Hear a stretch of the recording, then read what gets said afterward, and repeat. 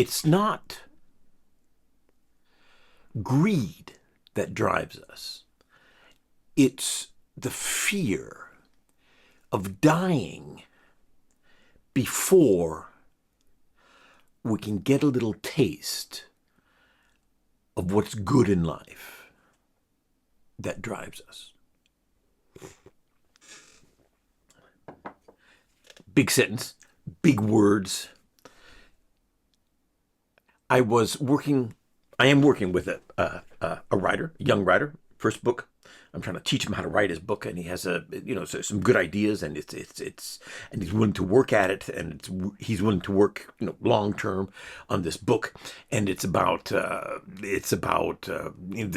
conflict in general. If you reach it down to the core, it's a guy who cannot find happiness because he is not yet mature enough to understand what happiness is and what he needs in life. And so he keeps chasing after the wrong things until finally, through a series of tragic crises, he discovers what's important in life. Okay, so that's kind of a very abstract, reduced way of telling what the story is all about. It's probably the plot of 90% of all stories or something like that. And of course, I'm not going to. What the story is really all about, I can't tell you because it's none of your business and it's his story. So, but in general, you can say that that's kind of the interior emotional plot of the story. But every time he writes a chapter, he writes the character where the character thinks about himself or thinks about what he's doing and realizes, the reason I'm not happy is because I'm not yet mature enough to realize the things that make me happy, and I keep chasing those things that cannot make me happy, and therefore I remain unhappy. And I keep telling him, dude, you're trying to write the entire novel in each chapter, in every scene. We have 300 pages. It's going to take some time. In that first chapter, in that second chapter, in that third chapter, you don't write that he realizes that he's, doing the wrong, chasing the wrong values. You just show him doing something that he thinks is right.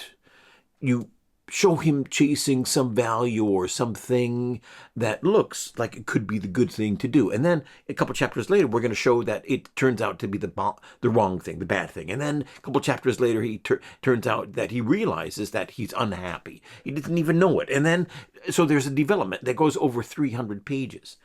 But he's afraid that the reader won't get it, that the reader won't understand what he's trying to do. So he keeps but we have to tell the reader that this is, we have to say we have to put it in. And he doesn't realize that we have that 300 pages, that it's going to go on, and that the achieving the goal can't happen in the beginning. It has to happen in the end. And in order to achieve the goal in the end, you have to have a deficit in the beginning. You have to not have the goal. You have to realize that you don't have the goal. And before you realize you don't have to have the goal, you have to think you have the goal. You have to think you've achieved something. And then, only then can you realize, when that's taken away from you, you can realize that you haven't achieved something. And only then can you realize that there's something else that you need to, etc. And so the development has to go from A to B to C before it can get to Z. And he's afraid, of course, that the reader won't see that and won't read to the end of the book. But of course, if the reader knows what the end of the book is before, the end of the first chapter, he won't read through the end of the book either. It's this insecurity of the future. It's the insecurity of what will happen after the first chapter, after the second chapter.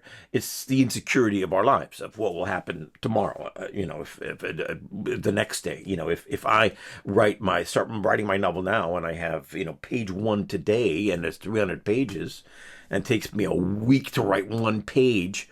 When am I gonna? I don't know. Will I be alive tomorrow? I don't know. The next day, I don't know, and so I want to do it all now, and so we're afraid that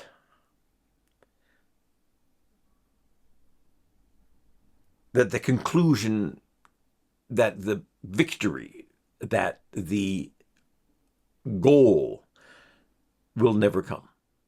And so we run around destroying our chances to get that goal in the beginning out of fear.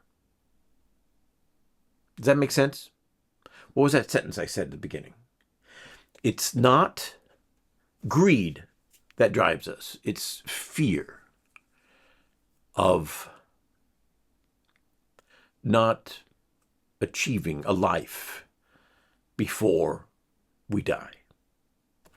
Folks, have a good morning. Have a good day. Productive week. Thanks for listening.